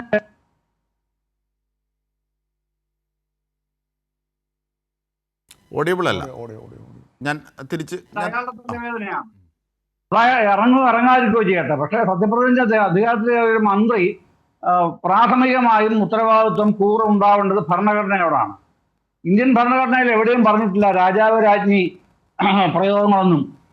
അതുപോലെ ഉന്നത കുലജാതൻ, നീചജാതികൾ, ഇതൊന്നും ഭരണഘടന ഇല്ലാത്ത കാര്യമാണ്. അപ്പൊ അത്തരം കാര്യങ്ങളൊന്നും പിന്നെ പാർലമെന്ററി ജനാധിപത്യം ഔദ്യോഗികമായി അംഗീകരിച്ച ഇന്ത്യയെ പോലെ രാഷ്ട്രത്തെ ഭരിക്കുന്നവർ പറയാൻ പാടില്ലാത്തതാണ്. അങ്ങനെ പറഞ്ഞാൽ അത് സത്യപ്രതിജ്ഞാ ലംഘനവുമാണ്. അത് തന്നെയാണ് ജോർജ് കുര്യന്റെ കാര്യത്തിലും. ജോർജ് കുര്യൻ എന്നുള്ള സാധാരണ നമ്മൾ മനസ്സിലാക്കുന്നത് ജോർജ് അദ്ദേഹത്തിന്റെ പേരും കുര്യൻ അപ്പന്റെ പേരുമാണ്. അപ്പൊ ജോർജിന്റെ അപ്പന്റെ തറവാട്ട് സ്വത്തല്ല ഇവിടെ ചോദിക്കുന്നതേ. അത് പ്രാഥമികമായി മനസ്സിലാക്കേണ്ട കാര്യമാണ്. ഇത് കേരളത്തിന് അവകാശപ്പെട്ട പണം തരണമെന്നാണ് പറയുന്നത്. അത് എന്തുകൊണ്ടാണ് പറയുന്നത്? വെറുതെ പറയുന്നതാണോ? ആർട്ടിക്കിൾ 280 എന്ന് പറഞ്ഞൊരു വകുപ്പ് എഴുതി വെച്ചിട്ടുണ്ട് ഭരണഘടനയിൽ. അത് ആദ്യം പഠിക്കണമെന്നേ. എന്താണ് ആർട്ടിക്കിൾ 280 പറയുന്നത്? ആർട്ടിക്കിൾ 280 പറയുന്നത് കേന്ദ്രം പിരിച്ചെടുക്കുന്ന പണം, യൂണിയൻ ഗവൺമെന്റ് പിരിച്ചെടുക്കുന്ന പണം സംസ്ഥാനങ്ങൾക്ക് പിന്നെ ന്യായാനുസൃതമായി വീതിച്ച് കൊടുക്കണം, വിഭജിച്ച് നൽകണം. അതിനാണ് എന്ത് രൂപീകരിച്ചത്? അത് കേന്ദ്ര സർക്കാർ, യൂണിയൻ ഗവൺമെന്റ് അങ്ങോട്ട് ചെയ്യണം എന്നല്ല ഭരണഘടന എഴുതി വെച്ചത്. കൃത്യമായി ധനകാര്യ കമ്മീഷൻ രൂപീകരിച്ച് ധനകാര്യ കമ്മീഷൻ അത് ചെയ്യണം എന്നാണ് ഭരണഘടന പറഞ്ഞത്. ആർട്ടിക്കിൾ 280 ആ അനുസരിച്ചല്ലേ പ്രവർത്തിക്കേണ്ടത്, അല്ലേ? അതിന് പകരം പിന്നെ ഈ ധനകാര്യ കമ്മീഷന്റെ തന്നെ ഇവരൊക്കെ വെച്ച വകുപ്പുകൾ പ്രകാരം നോക്കൂ. കേരളത്തിൽ നിന്ന് 1 രൂപ പിരിച്ചുകൊണ്ട് കേന്ദ്രം കൊണ്ടുപോകുമ്പോൾ അതിൽ 30 പൈസയിൽ താഴെയാണ് നമുക്ക് തിരികെ തരുന്നത്. പക്ഷേ ബീഹാറിനോ യു പിക്കോ ഒന്നും അങ്ങനെയല്ല. അതിന് പറ്റിയ അസമിന് പോലും അങ്ങനെയല്ല. അപ്പോൾ ജനസംഖ്യ സാന്ദ്രത കുറഞ്ഞ പ്രദേശങ്ങൾക്ക് പോലും. അപ്പോൾ ഇതൊക്കെ കാണിക്കുന്നത് ഈ ഭരണഘടനാ സംബന്ധിയായ വകുപ്പുകളെപ്പോലും ഇത് കൈകാര്യകർത്തൃത്വം ചെയ്യുന്നവർക്ക് ദുഷ്രീതിയിലേക്ക് ചെയ്യാം, കേരള വിരുദ്ധമായി നീങ്ങാം, അല്ലെങ്കിൽ അവകാശം ലംഘിക്കുന്നതിലേക്ക് പോകാം. അത് കേരളത്തിൻ്റെ മാത്രമല്ല ഏത് സംസ്ഥാനത്തിൻ്റെതായാലും. ശ്രീ ജയചന്ദ്രൻ. അപ്പൊ അഹിംസാദ് കുറച്ചുകൂടെ അതിന്റെ സ്റ്റാറ്റിസ്റ്റിക്സ് പറഞ്ഞാൽ ഏതാണ്ട് 1,10,000 കോടിക്ക് അടുത്താണ് കേന്ദ്രം കേരളത്തിൽ നിന്ന് ഒരു വർഷം പിരിക്കുന്ന നികുതി വിഹിതം പല ഇനങ്ങളിലായിട്ട്. ഇത് പിരിച്ചുകൊണ്ട് പോയിട്ട് നമുക്ക് തരുന്നതോ 35,000 കോടി രൂപ. ബാലഗോപാൽ ഇന്നലെ പറഞ്ഞല്ലോ ധനമന്ത്രി, നമുക്ക് തരുന്നത് 35,000 കോടി രൂപ.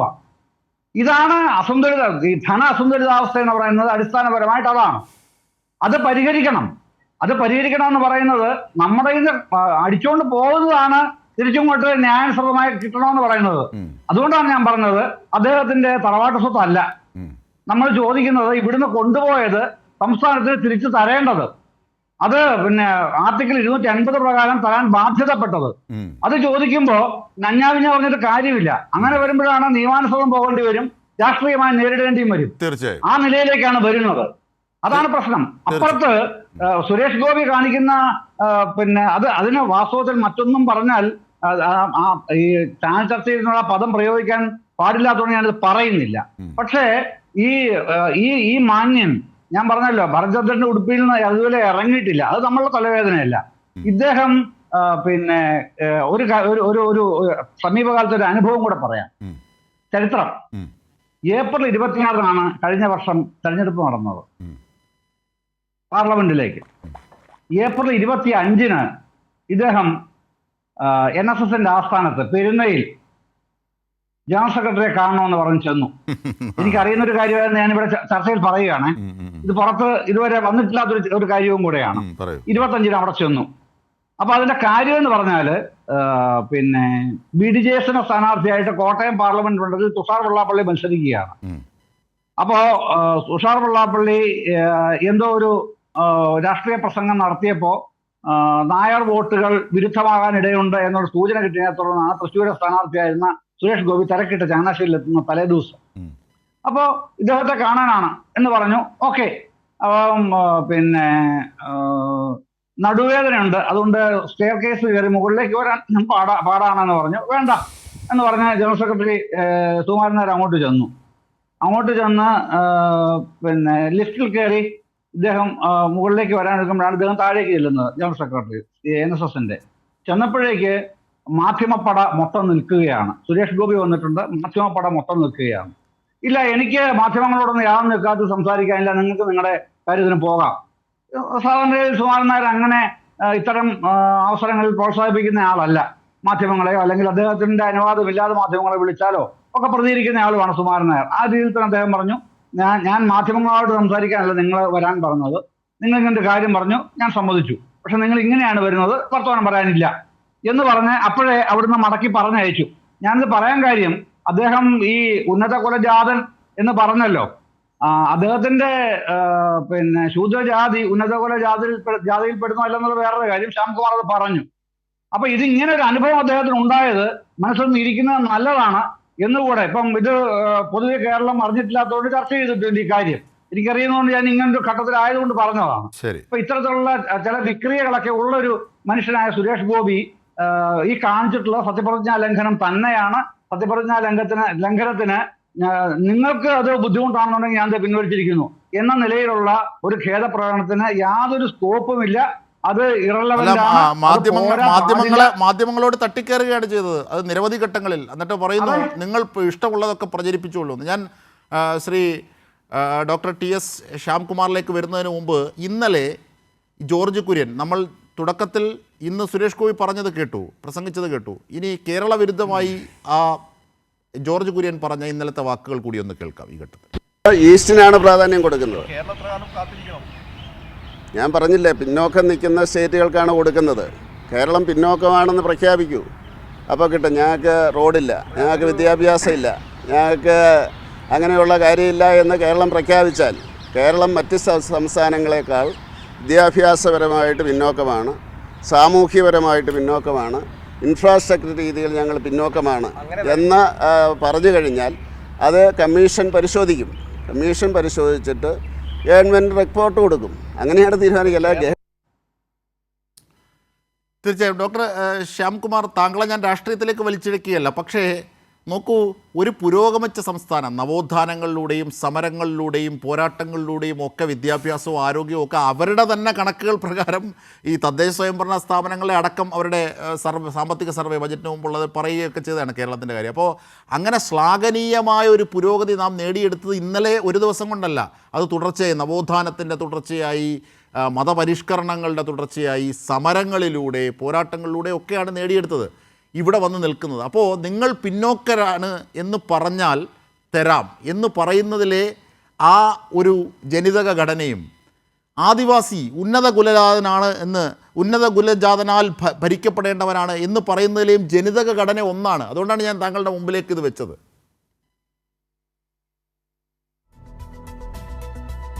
വളരെ പ്രസക്തമായൊരു നിരീക്ഷണമാണ് താങ്കൾ നടത്തിയത്.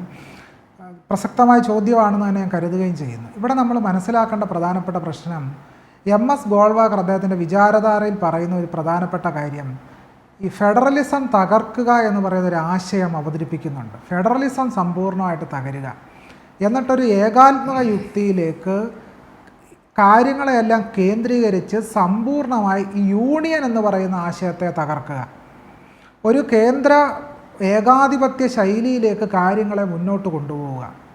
അതാണ് ഇവിടെ ഉദ്ദേശിക്കുന്നത് തന്നെ. ഇത് മനുസ്മൃതിയിലും യാജ്ഞവൽക്യ സ്മൃതിയിലും അർത്ഥശാസ്ത്രത്തിലും എല്ലാം ലക്ഷ്യമാക്കുന്നത് ഭരണം എന്ന് പറയുന്ന അവസ്ഥയെ ഒരു ഒളിഗാർക്കിക്കൽ ഭരണവ്യവസ്ഥയായിട്ട് നിലനിർത്തിക്കൊണ്ട് മറ്റുള്ള സ്റ്റേറ്റുകളെയെല്ലാം തന്നെ ഞെക്കി ഞെരുക്കി പിഴിഞ്ഞ് ചണ്ടിയാക്കി മാറ്റുന്നൊരവസ്ഥാവിശേഷം. അതാണ് സത്യത്തിൽ ഹിന്ദുത്വം ആഗ്രഹിക്കുന്നത്. ഹിന്ദുത്വ സംബന്ധിയായ ഹിന്ദുത്വം എന്താണ് എന്ന് വിശദീകരിക്കുന്ന ഗ്രന്ഥങ്ങളെല്ലാം നമ്മൾ പരിശോധിച്ചാൽ, പ്രത്യേകിച്ച് ബെഞ്ച് ഓഫ് തോട്ട്സും ഒക്കെ നമുക്ക് വായിച്ചു നോക്കിയാൽ നമുക്ക് വളരെ വ്യക്തമാകും, ഒരു ഏകാധിപത്യ ശൈലിയിലേക്ക്, കേന്ദ്രത്തിലേക്ക് കൂടുതൽ അധികാരത്തെ കേന്ദ്രീകരിച്ച് ഫെഡറലിസത്തെ സമ്പൂർണ്ണമായി തകർത്ത്, ഫെഡറലിസത്തിൻ്റെ ആന്തരികമായ ആശയങ്ങളെ എല്ലാം തന്നെ തകർത്ത്, വൈവിധ്യങ്ങളെ തകർത്ത് ഏകാത്മകമാക്കി മാറ്റുക എന്നുള്ളതാണ് ഇവിടെ ലക്ഷ്യമാക്കുന്നത്.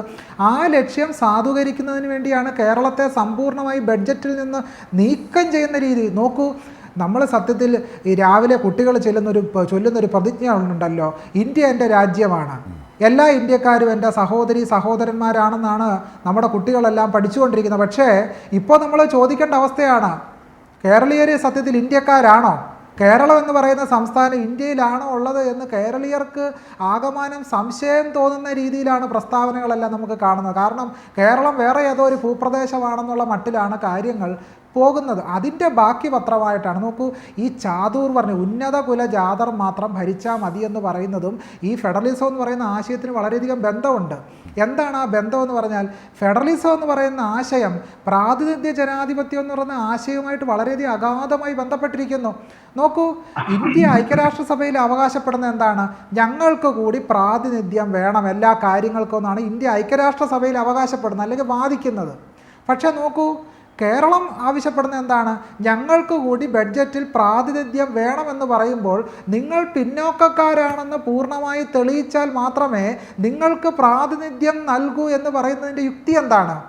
നമുക്കിനി കേരളത്തെ സംബന്ധിച്ച് ഇനി മുന്നോട്ട് പോകാൻ എന്താണോ ആവശ്യമുള്ളത് അത്തരം കാര്യങ്ങൾ ലഭ്യമാക്കാനുള്ള ഭരണഘടനാപരമായ ഉത്തരവാദിത്വം നിർവഹിക്കുകയല്ലേ നമ്മുടെ കേന്ദ്ര സഹമന്ത്രിമാർ യഥാർത്ഥത്തിൽ ചെയ്യേണ്ടത്. വളരെ സഹിഷ്ണുതാപരമായ സഹാനുഭൂതിപരമായ ജനാധിപത്യപരമായ ഉത്തരവാദിത്വം നിർവഹിക്കുന്നതിന് പകരം കേരളത്തെ ഒരു ശത്രു രാജ്യമായി പ്രഖ്യാപിക്കുന്ന രീതിയിലല്ലേ കാര്യങ്ങൾ മുന്നോട്ട് കൊണ്ടുപോകുന്നത്. ഇത് തന്നെയാണ് ചാതുർവർണ്ണയത്തിൻ്റെയും പ്രത്യേകത. ചാതുർവർണ്ണയം എന്താണ് ചെയ്യുന്നത്? ചാതുർവർണ്ണയം എന്ന് പറയുന്നത് ഈ മനുസ്മൃതിയിൽ ആര്യാവർത്തം എന്ന് പറയുന്നൊരു സങ്കല്പമുണ്ട്. ഈ ആര്യാവർത്തം എന്ന് പറയുന്ന സങ്കല്പം അനുസരിച്ച് സത്യത്തിൽ ഇന്ന് നമ്മൾ കാണുന്ന ഈ ഉത്തരേന്ത്യ എന്ന് പറയുന്ന പ്രദേശം അടങ്ങുന്ന കുറച്ചൊരു പ്രദേശം മാത്രമാണ് ഈ ആര്യാവർത്തം എന്ന് പറയുന്ന പ്രദേശം. ആ ആര്യാവർത്തത്തെ മാത്രമാണ് മനുസ്മൃതി ഉത്തമ പ്രദേശമായിട്ട് കാണുന്നത്. അതുകൊണ്ടാണ് ഞാൻ പറഞ്ഞത് എന്തുകൊണ്ട് കേരളവും തമിഴകവും ദക്ഷിണേന്ത്യ ഉൾപ്പെടെ പുറന്തള്ളപ്പെടുന്നു. അതിൻ്റെ പ്രധാനപ്പെട്ട കാരണം മനുസ്മൃതിയുടെ ചാതുർവർണ്ണ യുക്തി അനുസരിച്ച് ആര്യാവർത്തത്തെ മാത്രം പരിപാലിക്കുന്ന മനുസ്മൃതിയുടെ യുക്തിയാണ് ഹിന്ദുത്വ ഭരണകൂടത്തെ നയിക്കുന്നത്. ആ ചാതുർവർണ്ണയത്തിൻ്റെ ആര്യാവർത്ത യുക്തികൾ ഹിന്ദുത്വ ഭരണകൂടം മുന്നോട്ട് വെക്കുന്നത് കൊണ്ടും അതവരുടെ ആത്മഭാവമായതുകൊണ്ടുമാണ് തമിഴകത്തെയും കേരളത്തെയും ദക്ഷിണേന്ത്യയെയും സമ്പൂർണ്ണമായി പുറന്തള്ളുന്ന സമീപനം അവർ സ്വീകരിക്കുന്നത്. അതുകൊണ്ട് ഇത് ചാതുർവർണ്ണയത്തിൻ്റെ യുക്തിയാണ്. ആധുനികമായ ചാതുർവർണ്ണയ പുറന്തള്ളൽ യുക്തിയിലാണ് ഇവർ ഫെഡറലിസത്തെ തകർക്കുന്നതും ദക്ഷിണേന്ത്യയെ തമിഴകത്തെ സമ്പൂർണ്ണമായിട്ട് അകറ്റി നിർത്തുന്ന ഒരു സമീപനം, യുദ്ധസമാനമായ സമീപനം കേരളത്തോട് തമിഴകത്തോടൊക്കെ സ്വീകരിക്കുന്നത് നമ്മൾ മനസ്സിലാക്കണം. ഇത് കേരളത്തിലെ മുഖ്യമന്ത്രി പിണറായി വിജയൻ മാത്രമല്ല ഞങ്ങളെ പുറന്തള്ളുന്നു എന്ന് പറഞ്ഞത്, സ്റ്റാലിൻ പറഞ്ഞു. അതുപോലെ ദക്ഷിണേന്ത്യയിലെ വിവിധ സംസ്ഥാനങ്ങളിലെ മുഖ്യമന്ത്രിമാർ പറഞ്ഞ എന്താണ്? ബഡ്ജറ്റിൽ ഞങ്ങളൊക്കെ തന്നെ വട്ടപൂജ്യമാകുന്ന അവസ്ഥാവിശേഷം ഉണ്ടായി എന്ന് മറ്റ് ദക്ഷിണേന്ത്യൻ മുഖ്യമന്ത്രിമാരും പറയുന്ന അവസ്ഥാവിശേഷത്തിലേക്ക് കാര്യങ്ങൾ എത്തിയില്ലേ? അപ്പോൾ ഇത് ഞാൻ പറഞ്ഞു വരുന്നത്, ഇത് മനുസ്മൃതിയുടെ ചാതുർവർണ്ണയ ആര്യാവർത്ത സങ്കല്പം അനുസരിച്ചാണ് കേരളത്തെ തമിഴകത്തെയൊക്കെ തന്നെ പുറന്തള്ളുന്ന ഒരു സംഗതി അവർ സ്വീകരിച്ചിരിക്കുന്നത്. ഇതാണ് നമ്മൾ മനസ്സിലാക്കേണ്ട പ്രധാനപ്പെട്ട കാര്യം. അതുകൊണ്ട് മനുസ്മൃതി അവർ ഉപേക്ഷിച്ച തത്വശാസ്ത്രത്തിൻ്റെ പേരല്ല, മനുസ്മൃതി അവർ മുന്നോട്ട് കൊണ്ടുപോകുന്ന പ്രത്യയശാസ്ത്രത്തിൻ്റെ പേരാണ്. അതുകൊണ്ടാണ് ഉന്നത കുലജാതറാണ് ഭരണീയരായി വരേണ്ടത് എന്ന് പറയുന്നത്. തീർച്ചയായും ഒരു ഘട്ടത്തിൽ ഇതൊക്കെ പ്രതിസന്ധിയിലാകുമ്പോൾ ഇവർ പറയും ബ്രാഹ്മണൻ ക്ഷത്രിയൻ എന്നത് ജാതിയല്ല, ജനിക്കുന്നത് കൊണ്ട് വരുന്നതല്ല, അതൊക്കെ പ്രവൃത്തി മണ്ഡലം കൊണ്ട് തിരിച്ചറിയുന്നതാണെന്ന്. പക്ഷേ മറ്റെന്തെങ്കിലും കാര്യങ്ങൾ അടിസ്ഥാനപരമായി എത്തുമ്പോൾ അവിടെ ഉന്നത കുലജാതരും ജന്മം കൊണ്ട് ഉള്ള ജാതിയുമാണ് പറയുന്നത്. ഞാൻ അതിൻ്റെ വൈരുദ്ധ്യം കൂടി ഞാൻ TS ശ്യാംകുമാറിൽ നിന്ന് തേടാം. അതിലേക്ക് വരുന്നതിന് മുമ്പ് ശ്രീ ഡോക്ടർ A സമ്പത്ത്, നോക്കൂ, ഇവിടെ കേരളത്തെക്കുറിച്ചും ആദിവാസികളെക്കുറിച്ചും ഒക്കെ പറയുന്നത് കേവലം 2 തെരഞ്ഞെടുപ്പുകൾ മുന്നിൽ കണ്ടുള്ള ട്രിക്ക് മാത്രമല്ല, അത് ആശയപരമായി ഇന്ത്യ എന്ന ആശയത്തെ തകർക്കാനുള്ള ശ്രമങ്ങളുടെ തുടർച്ചയാണ്. അതാണ് കേരളത്തിനെതിരെ സംസാരിക്കേണ്ടത്. ഇങ്ങനെയൊക്കെയുള്ളൊരു ഘട്ടത്തിലാണ് VD സതീശൻ അടക്കമുള്ള പ്രതിപക്ഷ നേതാക്കന്മാരുടെ വാക്കുകൾ പ്രസക്തമാകുന്നത്. ഇന്ന് അദ്ദേഹം പറഞ്ഞിട്ടുണ്ട് സനാതനധർമ്മം അത് മഹത്തരമാണ് എന്ന അർത്ഥത്തിൽ പറഞ്ഞിട്ടുണ്ട്. അപ്പോൾ അത് സനാതനധർമ്മം മഹത്വമാണോ അല്ലയോ എന്നുള്ളതല്ല, ഈ ഘട്ടത്തിൽ ആർക്കൊപ്പമാണ് തങ്ങൾ നിൽക്കുന്നത് എന്ന ആശയപരമായ സന്ദേശമല്ലേ അവിടെ നൽകുന്നത്. ആർക്കൊപ്പമാണ് തങ്ങൾ നിൽക്കുന്നതെന്ന്, കേരളത്തോടൊപ്പമാണോ, ഹൃദയപക്ഷത്തോടൊപ്പമാണോ, ജനതയ്ക്കൊപ്പമാണോ? അല്ല, തങ്ങൾ നിൽക്കുന്നത് ആർക്കൊപ്പമാണെന്ന് ഇൻഡയറക്റ്റായി ലഭിക്കേണ്ടവർക്ക് ലഭിക്കേണ്ട സന്ദേശമല്ലേ രാഷ്ട്രീയമായി കോൺഗ്രസ് നൽകുന്നത്. ഈ കാലം അത്രയും ചെയ്തതും അത് തന്നെയല്ലേ? അജിംഷാദേ, ഇപ്പോൾ ഈ ചോദ്യം വളരെ പ്രസക്തമാണ്. നമ്മൾ ഒരുപാട് കാലം പിന്നിലേക്കൊന്നും പോകണ്ട.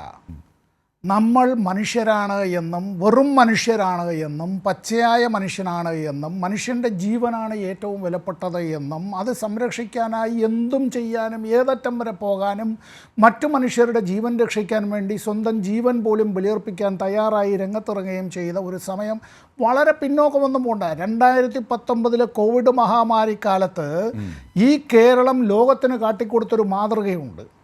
കേരളത്തിലെ പോലീസ് സേനാംഗങ്ങൾ മുതൽ ഇങ്ങേയറ്റം നമ്മുടെ ആരോഗ്യ പ്രവർത്തകർ, ഡോക്ടർമാർ മാത്രമല്ല, ആംബുലൻസ് ഡ്രൈവർമാരും മറ്റുള്ളവരോടൊക്കെ, ആശാ വർക്കർമാർ, അംഗൻവാടി പ്രവർത്തകരടക്കം, മാധ്യമ പ്രവർത്തകരടക്കം, എന്തിനും കൊച്ചു വിദ്യാർത്ഥികളടക്കം എവിടെ പോയി ജാതി, മതം, ഈ സവർണാവർണ വ്യത്യാസം, സനാതനധർമ്മം, വിശ്വാസ പ്രമാണങ്ങൾ, ഈ നിറങ്ങൾ, തൊലിവെളുപ്പ്, ഈ കറുത്ത നിറത്തോടുള്ള അവജ്ഞ, എവിടെ പോയി ഇതെല്ലാം? സ്വന്തം ജീവൻ അതായിരുന്നല്ലോ ഏറ്റവും എല്ലാവർക്കും വിലപ്പെട്ടത്. അത് കഴിഞ്ഞിട്ടാണല്ലോ സ്വന്തം ഭാര്യയുടെ, മക്കളുടെ എല്ലാം ജീവനും തൻ്റെ കുടുംബാംഗങ്ങളുടെയും അയൽക്കാരുടെയും എല്ലാം ജീവൻ എന്നുള്ള നിലയിലേക്ക് ഈ കേരളം കാട്ടിത്തന്നൊരു മാതൃകയുണ്ടല്ലോ. സഖാവ് പിണറായി വിജയൻ പറഞ്ഞപ്പോൾ അമ്പലത്തിലെ വാനരൻ പട്ടിണി കിടക്കാതിരിക്കാനായി ആ വാനരനും കൊടുക്കുക ഒരു ഉരുള ചോറ് എന്ന് നമ്മുടെ തലയിൽ കൂടി തൂറിക്കൊണ്ടു പോകുന്ന കാക്കയ്ക്കും ഒരു ഉരുള ചോറ് രുട്ടി വീട്ടിൻ്റെ നടയിലേക്ക് വെച്ചു കൊടുക്കുക എന്നുള്ളതും. ഇവിടെ നമ്മൾ കേരളം ഇന്ത്യയുടെ ഭാഗമായിട്ടുള്ള ഈ സംസ്ഥാനത്തിന് ലഭിക്കുന്നതും ഇനി മറ്റു സംസ്ഥാനങ്ങൾക്ക് ലഭിക്കുന്നതും സംബന്ധിച്ച് ഇവരെ ഈ ചർച്ചകളിൽ നിന്ന് നമ്മളെല്ലാം വഴിതെറ്റിച്ച് കൊണ്ടുപോകാൻ ഇത്തരത്തിൽ രണ്ടാളുകൾ ഈ പറയുന്നത് കൊട്ടേഷൻ എടുത്തതുപോലെ കേരളത്തിൽ മാധ്യമങ്ങളിലെല്ലാം ഇതായിരിക്കും വർത്തമാനം. നിങ്ങൾ നോക്കൂ, ബീഹാറിൽ നിന്ന് ₹1 ഒരു സംസ്ഥാനത്ത് നിന്ന് ഇന്ത്യ ഗവൺമെൻറ്റിന് കസ്റ്റംസ് ഡ്യൂട്ടി ഇനത്തിലും എക്സൈസ് ഡ്യൂട്ടി ഇനത്തിലും അത്തരം ലഭിക്കുന്നത് മാറ്റി നിർത്തിക്കൊണ്ടാണ് ഞാൻ ഈ പറയുന്നത്. സെൻട്രൽ ടാക്സസിൻ്റേതായിട്ടുള്ളതിൽ അതിനകത്ത് ഇന്ത്യ ഗവൺമെൻറ്റിൻ്റെ ടാക്സായി ഖജനാവിലേക്ക് വരുന്നതിൽ നിന്ന് അത്തരം കാര്യങ്ങളിൽ ഈ കണക്കെടുക്കുമ്പോഴത്തേക്ക് ഓരോ സംസ്ഥാനത്തിനും ലഭിക്കുന്നത് എത്ര എന്നുള്ളത് ബഡ്ജറ്റ് ഡോക്യുമെൻറ്റിൽ നിന്ന് ഏകദേശ കണക്ക് ഞാൻ ഒന്ന് പറയാം. ബീഹാറിന് ലഭിക്കുന്നത് ₹1 ഇന്ത്യ ഗവൺമെൻറ്റിന് കിട്ടിയാൽ ₹7.06 തിരിച്ച് കിട്ടും. യുപിക്ക് ഏതാണ്ട് ₹3 അടുപ്പിച്ച് തിരിച്ച് കിട്ടും. ആസാമിന് ₹2.90 അടുപ്പിച്ച് കിട്ടും. മധ്യപ്രദേശിന് ഏതാണ്ട് അത്ര തന്നെ കിട്ടും, ഏതാണ്ട് ₹2.90 അടുപ്പിച്ച് ₹2.75 കിട്ടും. ജാർഖണ്ഡിന് ഏതാണ്ട് ഇത്തരത്തിൽ ₹2.50 കിട്ടും. ഛത്തീസ്ഗഡിന് ഏതാണ്ട് ₹2 കിട്ടും. ഹിമാചൽ പ്രദേശിന് ഏതാണ്ട് ₹2 അടുപ്പിച്ച് കിട്ടും. ഒഡീഷയ്ക്ക് ഏതാണ്ട് ₹2 കിട്ടും. രാജസ്ഥാനിന് ഏതാണ്ട് ₹1.75 കിട്ടും. ഉത്തരാഖണ്ഡിന് ഏതാണ്ട് ₹1.60 അടുപ്പിച്ച് കിട്ടും. പശ്ചിമ ബംഗാളിന് പോലും ഏതാണ്ട് ₹1 അടുപ്പിച്ച് കിട്ടും. പഞ്ചാബിനും കിട്ടും. നമുക്ക് കിട്ടുക എത്ര എന്നുള്ളതിനെപ്പറ്റി അജിംഷാദ് ഇവിടെ പറയുകയുണ്ടായി. ഇവിടെ നിന്ന് പിരിച്ചു കൊണ്ടുപോകുന്ന നികുതിപ്പണത്തിൻ്റേതായ പങ്കിനെ സംബന്ധിച്ച് ഇപ്പോൾ നേരത്തെ ശ്രീ ജയചന്ദ്രൻ ഇവിടെ ഒരു കാര്യം സൂചിപ്പിച്ചു. ഇന്ത്യൻ ഭരണഘടനയുടെ ആർട്ടിക്കിൾ 280 അനുസരിച്ച് ധനകമ്മീഷനെ സംബന്ധിച്ച് പറയുകയുണ്ടായി. ധനകമ്മീഷൻ്റെ ശുപാർശകളൊന്ന് നിങ്ങളൊന്ന് പരിശോധിച്ച് നോക്കിയേ. 10ാം ധനകമ്മീഷൻ മുതൽ 15ാം ധനകമ്മീഷൻ വരെ വരുമ്പോൾ കേരളത്തിന് അവർ ധനകമ്മീഷൻ എഴുതി വച്ചിട്ടുള്ളത് എത്ര എന്നുള്ളത് നമ്മളെ ഞെട്ടിപ്പിക്കുന്നതാണ്. 10ാം ധനകമ്മീഷൻ്റെ കാലത്ത് ഇത്തരത്തിൽ ഈ ഇന്ത്യ ഗവൺമെൻറ് കേരളത്തിന് നൽകണമെന്ന് രാഷ്ട്രപതിക്ക് ധനകമ്മീഷൻ നൽകിയ റിപ്പോർട്ട് 3.88 ടാക്സ് ഷെയറിൽ നിന്ന് ലഭിക്കേണ്ടതായിട്ടുള്ള ഇതിൽ 3.88%. അത് 15ാം ധനകമ്മീഷനായപ്പോൾ 1.93%. അപ്പോൾ മറ്റുള്ളവർക്കെല്ലാം ഇതങ്ങ് വല്ലാണ്ട് കുറയുമെന്നാണോ ധാരണ? ഗുജറാത്തിന് ഏതാണ്ട് 3.48, 3.50 അങ്ങനെ തന്നെ നിൽപ്പുണ്ട്, ഒരു കുറവുമില്ല. ഉത്തർപ്രദേശിന് അത് 17.80 നിന്ന് 17.94 വർദ്ധിച്ചു. രാജസ്ഥാൻ 5.55% നിന്ന് 6.03 അത് വർദ്ധിച്ചു. മഹാരാഷ്ട്ര നമ്മളെക്കാൾ വികസിതവും അത്തരത്തിൽ ആ കാര്യങ്ങളിലൊക്കെ പല കാര്യങ്ങളും പറയുമ്പോൾ BJPക്കാർ നമ്മുടെ മുമ്പിൽ കാണിക്കും. 6.11 നിന്ന് 6.32 അത് വർദ്ധിച്ചു. അപ്പോൾ കേരളത്തോടെടുക്കുന്ന നയമെന്ത്? വളരെ ബോധപൂർവമാണ്. ഇനി വികസിതവും അവികസിതവുമായി ഇത്തരത്തിൽ പറയുമ്പോൾ ഇന്ത്യ എന്ന രാഷ്ട്രം ഉണ്ടായ കാലം മുതൽ നേരത്തെ ഇത് ഇന്ത്യയുടെ പ്രധാനമന്ത്രി തന്നെ അധ്യക്ഷനായി അതിൽ ഒരു ക്യാബിനറ്റ് മന്ത്രിയുടെ പദവിയാണ് ഈ പ്ലാനിംഗ് കമ്മീഷൻ്റെ ചെയർമാൻ നൽകുക. ഇപ്പോൾ പ്ലാനിംഗ് കമ്മീഷനൊന്നുമില്ല, അതേ സ്ഥാപനത്തിൽ ഇപ്പോൾ നിതി ആയോഗാണ് അവിടെ പ്രവർത്തിക്കുന്നത്. പ്ലാനെല്ലാം വലിച്ചു കീറി കളഞ്ഞു. ഇപ്പോൾ പ്രോജക്റ്റുകൾ മാത്രമാണ്, സ്കീമുകൾ മാത്രമാണ്, സെൻട്രലി സ്പോൺസർഡ് സ്കീം. ഈ പ്ലാനുകളെല്ലാം വന്നപ്പോഴത്തേക്കുള്ള അവസ്ഥ എന്നുള്ളത് ഇത്തരത്തിൽ നമുക്ക് നൽകിയതുപോലെ തന്നെ ജനസംഖ്യാനുപാതികമായി ഇന്ത്യയിലെ എല്ലാ സംസ്ഥാനങ്ങൾക്കും കൊടുത്തുകൊണ്ടേയിരിക്കുകയാണ്. മുമ്പേ തുടങ്ങിയതാണ്, ഇപ്പോഴും ഉണ്ട്, അതങ്ങനെ വരികയാണ്. അപ്പോൾ അവർക്ക് കിട്ടിയ പണമൊക്കെ എവിടെ പോയി?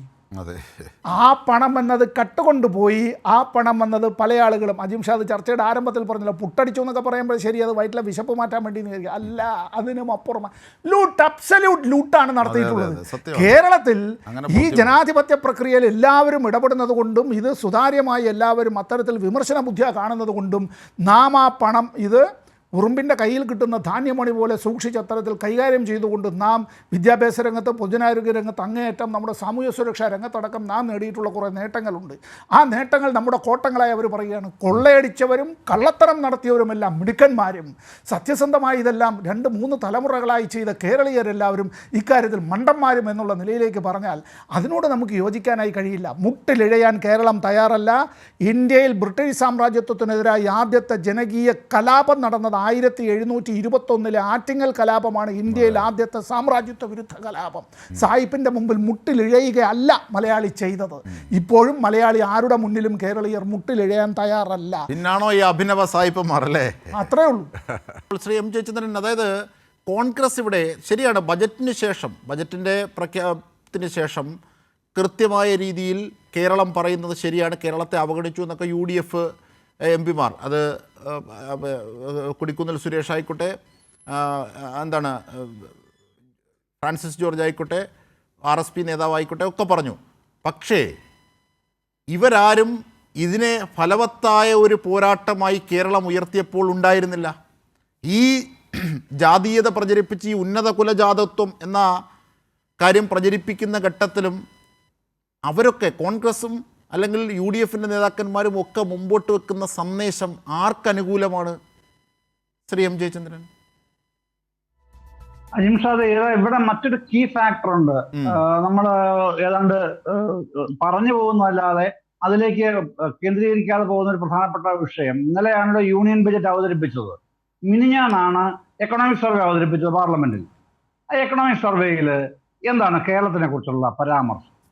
ഈ അടിസ്ഥാനരഹിതവും ഉത്തരവാദിത്വം ഇല്ലാത്തതുമായ പരാമർശം ജോർജ് കുര്യനെ പോലുള്ള കേന്ദ്ര സഹമന്ത്രി നടത്തുമ്പോൾ അദ്ദേഹം പ്രതിനിധാനം ചെയ്യുന്ന ക്യാബിനറ്റ് അല്ലേ എക്കണോമിക് സർവേ അവിടെ വെക്കുന്നത്? ആ എക്കണോമിക് സർവേക്ക് അതിനകത്ത് നടത്തുന്ന പ്രത്യേകിച്ച് നമ്മുടെ തദ്ദേശ സ്വയംഭരണ സ്ഥാപനങ്ങളെ സംബന്ധിച്ച്, വ്യവസായ സംബന്ധിയായ കാര്യങ്ങളെ കുറിച്ചൊക്കെ, അത് നീതി ആയോഗിന്റെയും അതേ സാമ്പത്തിക സർവേയിൽ അതൊക്കെ ആയിരിക്കുമല്ലോ പ്രതിഫലിക്കുന്നത് അല്ലേ?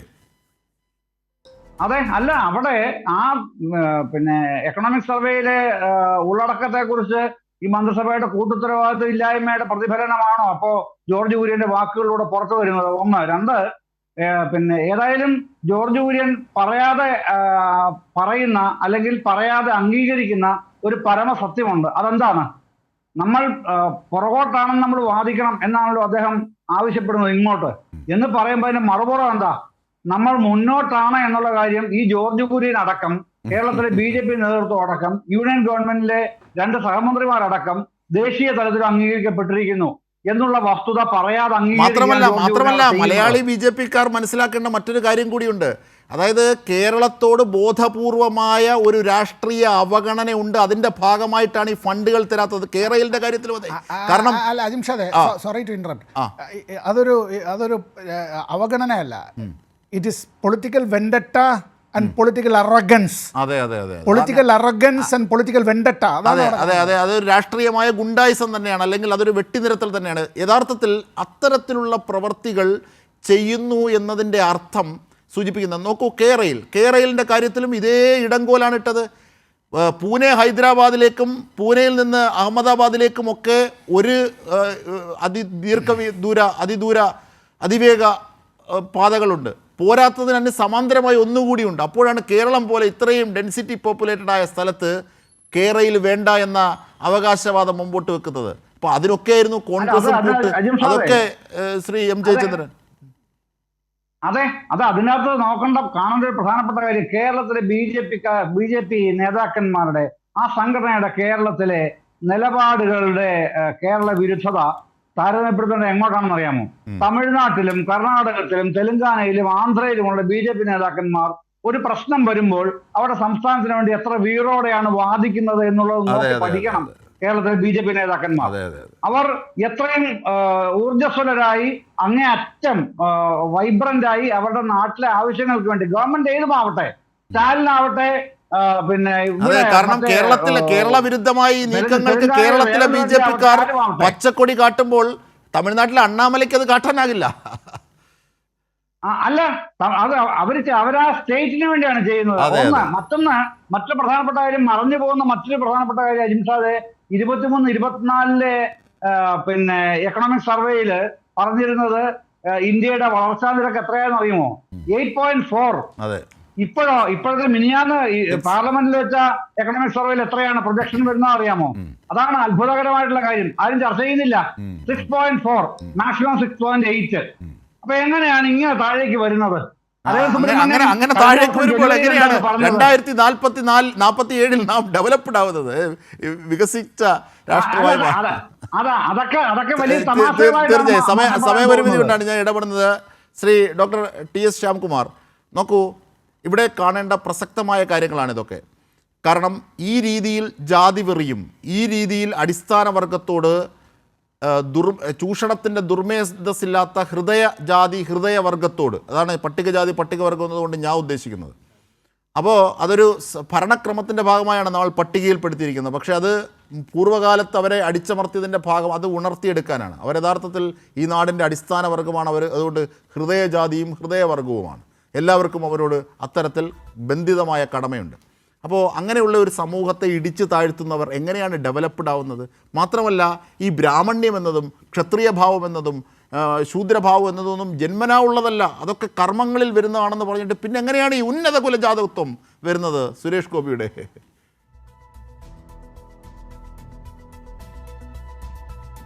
അദ്ദേഹത്തിൻ്റെ വാദങ്ങളുടെ വൈരുദ്ധ്യം അദ്ദേഹത്തിൻ്റെ വാക്കുകളിലൂടെ തന്നെ വെളിപ്പെടുന്നുണ്ട്. കാരണം രണ്ട് സന്ദർഭത്തിൽ അത് വെളിപ്പെട്ടു. ഒന്ന്, അടുത്ത ജന്മത്തിൽ അദ്ദേഹത്തിന് ശബരിമല അയ്യപ്പനെ പൂജിക്കണമെങ്കിൽ അദ്ദേഹം ബ്രാഹ്മണനായിട്ട് ജനിക്കണമെന്ന് ആഗ്രഹിക്കും. നോക്കൂ, ഇന്ത്യയുടെ ബ്രാഹ്മണ്യ സിസ്റ്റം അനുസരിച്ച്, കർമ്മ പുനർജന്മ സങ്കല്പം അനുസരിച്ച് ഒരു ശൂദ്രന് നേരിട്ട് ബ്രാഹ്മണനായിട്ട് പ്രമോഷൻ കിട്ടത്തില്ല. ഒരു ശൂദ്രൻ ആദ്യം എന്താകണം? ആദ്യം വൈശ്യ സ്ത്രീ ആകണം. വൈശ്യ സ്ത്രീ ആയിട്ട് കഴിഞ്ഞതിന് ശേഷം വൈശ്യ പുരുഷനായിട്ട് പ്രമോഷൻ ഉള്ളൂ. വൈശ്യ പുരുഷനായിട്ട് ജനിച്ചാൽ ക്ഷത്രിയ സ്ത്രീ ആയിട്ടേ പ്രമോഷൻ കിട്ടത്തുള്ളൂ. ക്ഷത്രിയ സ്ത്രീ ആയി കഴിഞ്ഞാൽ ക്ഷത്രിയ പുരുഷനാകണം. പിന്നെ അടുത്ത പ്രൊമോഷൻ ബ്രാഹ്മണ സ്ത്രീ ആയിട്ടാണ്. ഈ പ്രൊമോഷൻ എല്ലാം കഴിഞ്ഞിട്ട് ബ്രാഹ്മണ പുരുഷനായിട്ട് പ്രൊമോഷൻ. അദ്ദേഹം വിചാരിക്കുന്ന ഈ കേന്ദ്ര സഹമന്ത്രിയായിട്ട് പ്രൊമോഷൻ കിട്ടുന്നത് പോലെ വളരെ എളുപ്പം ബ്രാഹ്മണ പുരുഷനായിട്ട് പ്രൊമോഷൻ കിട്ടി ശബരിമല മേൽശാന്തി ആകാമെന്നൊക്കെയാണ് തെറ്റിദ്ധരിക്കുന്നത്. പക്ഷേ ഈ ജന്മകർമ്മ സിദ്ധാന്തമൊക്കെ അനുസരിച്ച് അത്തരം പ്രൊമോഷൻ ഒന്നും സാധ്യമല്ല എന്നുള്ളതാണ് അടിസ്ഥാനപരമായ ബ്രാഹ്മണ്യത്തിൻ്റെ ഈ സവിശേഷത. സത്യത്തിൽ ഇവരൊക്കെ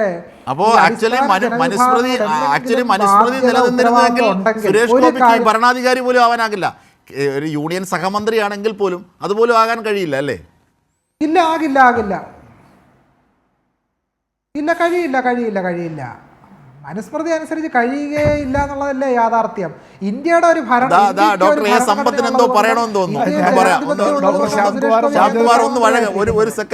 ശ്യാംകുമാർ പറഞ്ഞതിനെ ഞാൻ അതിന് കൂട്ടിച്ചേർക്കാൻ വേണ്ടിയിട്ടാണ്.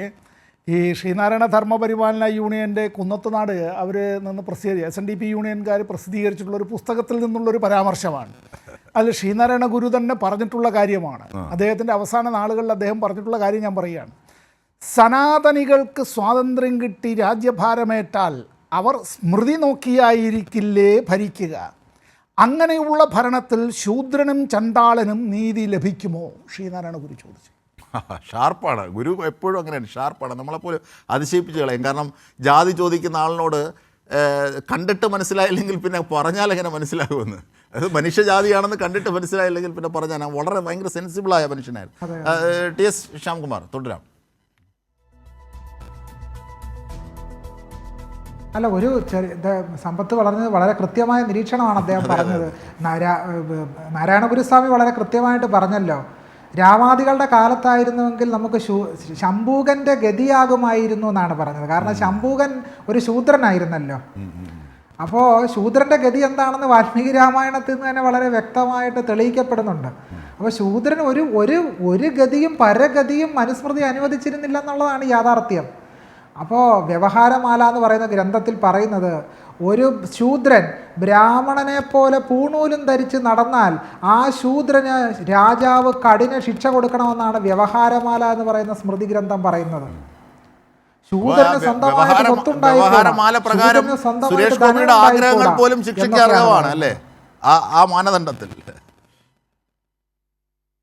അതെ, തീർച്ചയായിട്ടും ആ മാനദണ്ഡത്തിൽ അദ്ദേഹം എപ്പോഴേ ശിക്ഷയ്ക്ക് അർഹനാവും. സ്വർഗം പോലും കിട്ടത്തില്ല, മോക്ഷം പോലും ചിന്തിക്കാൻ കഴിയില്ല, തപസ് പോലും ചെയ്യാൻ കഴിയില്ല, ക്ഷേത്രത്തിൽ പ്രവേശിക്കാൻ പോലും മനുസ്മൃതിയും ചാതുർവർണ്ണയും അനുസരിച്ച് കഴിയില്ല. ഡോക്ടർ ശ്യാംകുമാറെ, അദ്ദേഹം ഭരണഘടനാ വിരുദ്ധമായ പ്രസ്താവനയാണ് നടത്തിയിട്ടുള്ളത്, ഭരണഘടനാ ലംഘനമാണ് അദ്ദേഹം നടത്തിയിട്ടുള്ളത്. തീർച്ചയായും അതാണ് ആധുനിക ജനാധിപത്യ കാലത്തിന്. പക്ഷേ ഇവരൊക്കെ അംഗീകരിക്കുന്ന ആ മാനദണ്ഡത്തിൽ ഒരു സർക്കാസം എന്ന നിലയിൽ കൂടിയാണ് അദ്ദേഹം അതൊക്കെ ഉപയോഗിച്ചതും ശ്യാംകുമാർ. കാരണം ആ വേദങ്ങളുടെ കാലങ്ങളൊക്കെ ഉണർത്തിക്കൊണ്ട് പറഞ്ഞത്. തീർച്ചയായും ശ്യാംകുമാർ, നമുക്ക് ചർച്ച വൈൻഡപ്പ് ചെയ്യുന്നതിലേക്ക് പോവാം.